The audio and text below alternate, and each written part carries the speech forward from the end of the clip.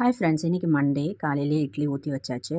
கொஞ்சம் சிரமப்படாமல் நம்ம சண்டேவே மாவு அரைச்சி வச்சிட்டோம்னா காலையில் பிரேக்ஃபாஸ்ட்டுக்கு கவலை கிடையாது. எந்திச்சோன்னே என்ன செய்யணும்னு கவலைப்பட வேணாம். பாப்பா ஸ்கூலில் இந்த மாதிரி வேர்ல்டு க்ரீன் டேங்கிறனால செடி கேட்டிருந்ததுனால மாடி வீட்டில் இருந்த ஒரு மல்லி செடி எடுத்து கொடுத்ததுனால அதை எடுத்து அழகாக நைட்டே மண் போட்டு பாக்ஸில் வச்சுட்டா.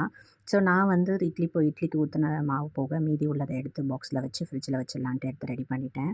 ஸோ பிரேக்ஃபாஸ்ட், லன்ச்சு, ஸ்நாக்கு எல்லாமே செஞ்சு தினம் நம்ம கொடுக்குறோம் லேடிஸு. அதுவே ஒரு பெரிய சாதனைன்னு தான் நான் நினைக்கிறேன். ஹாட் பேக்கில் இட்லி எல்லாமே எடுத்து வச்சுட்டு காலையிலேயே எந்திச்சோடனே அரிசி ஊற வச்சாச்சு. பருப்பு சாம்பாருக்கு காலிஃப்ளவர் அண்டு அவரைக்காய் மட்டும் வாங்கியிருந்தேன், அதையும் வச்சாச்சு. சட்னிக்கு தக்காளி வெங்காயமும் நல்லா நறுக்கி வச்சாச்சு. அடுப்பில் ஒரு பக்கம் சாம்பாருக்கு ரெடி ஆகிடுச்சு. பருப்பு தக்காளி போட்டு வேக வச்சு தனியாக எடுத்து வச்சாச்சு. இது கொலைய வச்சு சாம்பார் ரெடி பண்ணிடலாம். ஒரு அடுப்புலேயும் ஒன்று வச்சு ரெடி பண்ணிகிட்டே இருப்பேன். நடுவில் வேகிற நேரத்தில் சில வேலைகளை முடிச்சுட்டு வந்துடுவேன்.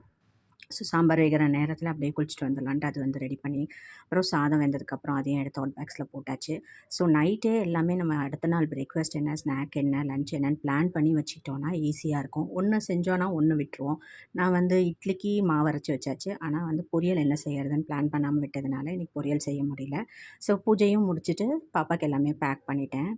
காலையில் சிம்பிளாக ஒரு ஸ்நாக் மட்டும் பாப்பாவுக்கு ரெடி பண்ணி கொடுத்து அனுப்பிச்சாச்சு ஸ்கூலுக்கு. அவளுக்கு இப்போ பேக் பண்ணுறதுக்காக சாதம், சாம்பார், வெறும் காலிஃப்ளவர் மட்டும் எடுத்து காயை மேலே வச்சுட்டேன் பொரியலுக்காக. ப்ளஸ் சிப்ஸ் ஏதாவது கொடுத்துக்கலாம் வாங்கி அப்படின்ட்டு பிளான் பண்ணிட்டேன். அதோடு நானும் இட்லி சட்னி இந்த சாம்பாரை மேலாக இட்லி மேலே ஊற்றி சாப்பிட்டோன்னா அவ்வளோ ருசியாக இருக்கும், நல்லாயிருக்கும் டேஸ்ட்டாக.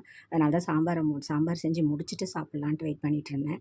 ஸோ எனக்கும் சாதம் எடுத்து வச்சுக்கிட்டேன். சாம்பார் பாட்டிலில் ஊற்றி வச்சாச்சு. தனித்தனியாக தான் நான் ஆஃபீஸ்க்கு எடுத்துகிட்டு போகிறது சாதம், சாம்பார். பாப்பாவுக்கு பிசைஞ்சு வச்சு பாக்ஸ் எல்லாம் ரெடி பண்ணிவிட்டு போகும்போது சிப்ஸ் வாங்கிக்கலாம்னு நினச்சிட்டு எல்லாத்தையுமே பேக் பண்ணிவிட்டு கிளம்பிட்டேன். ஸோ தினம் சாதனை தான். மல்டி டாஸ்கிங் எபிலிட்டி லேடிஸ்க்கு அதிகமாகவே இருக்குது.